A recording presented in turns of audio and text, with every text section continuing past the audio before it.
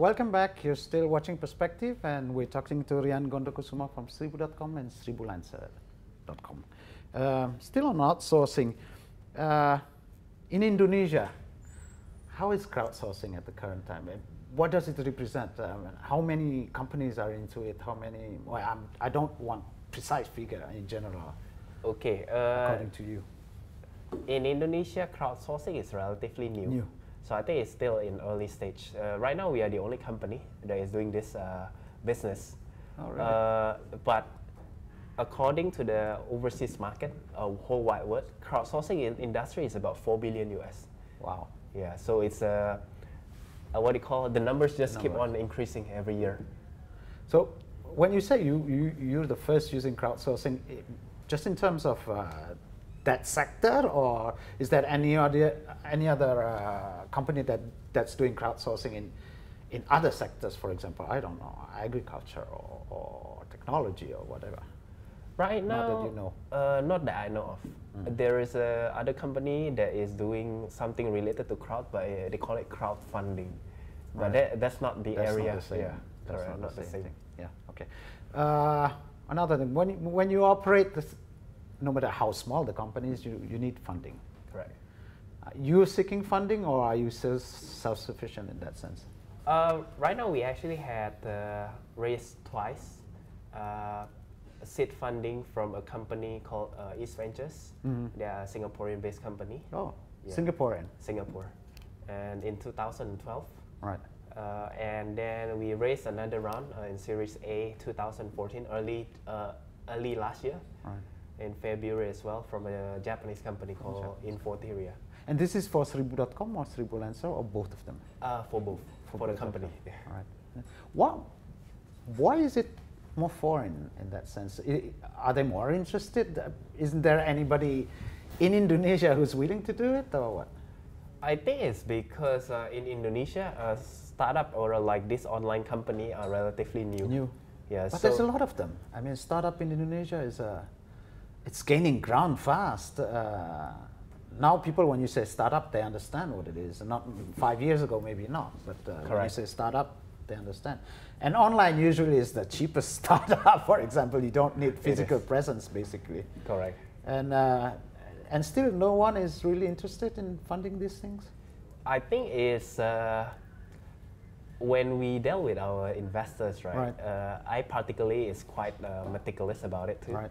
I want our investors, whoever invested in us, is to have the same perspective, the same culture as well. And I did talk with some of the local investors, but probably not the timing wasn't right yet. Right yet.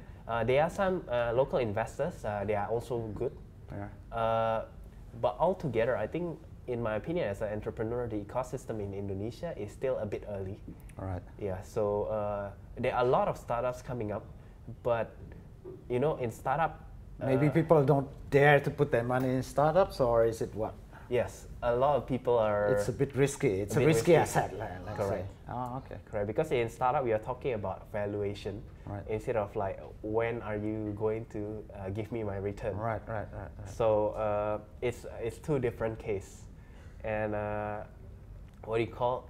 Although there are some local investors in Indonesia, the number is not as big as correct. Talk about online businesses as well. Usually, it's very closely equated to growth. I mean, in online, you don't. One of your measure is whether you grow or not. What about you two companies? Our companies grow positively year by year. So we actually grow about close to 80% last year. Wow! Yeah. I wish Indonesia is growing by that percentage. Yeah. 80%. 80% for Sribu. Sribulancer is relatively new. Right. So, but I think we are aiming for a more than 100% growth for Sribulancer as well. In what term? In terms of period, for example? The number of job postings. Oh, okay. And the number of users that register in our website. Those two are the critical KPIs that we usually check. And this is growing? Yes. Or are you saying? I think this is completely new market. There's a lot of opportunity here.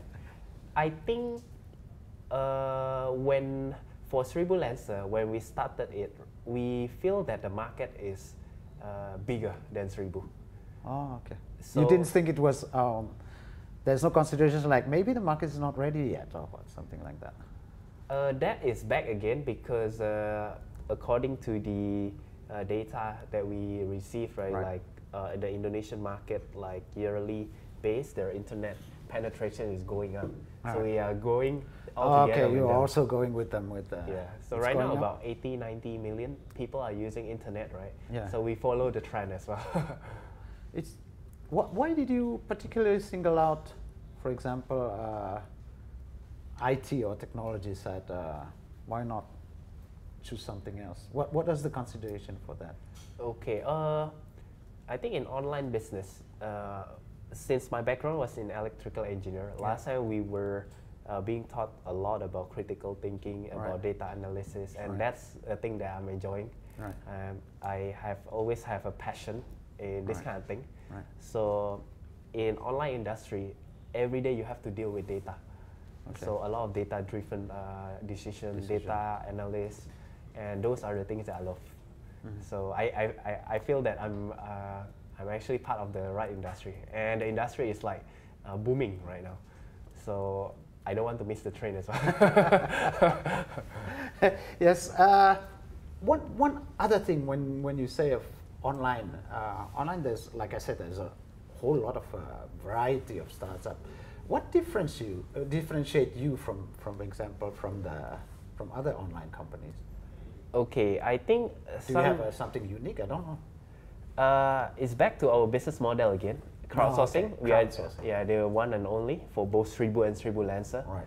And the next thing is, I think is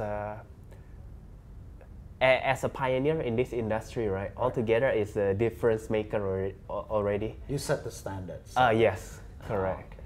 Okay, we will have to break again. Please stay with us. We will be back.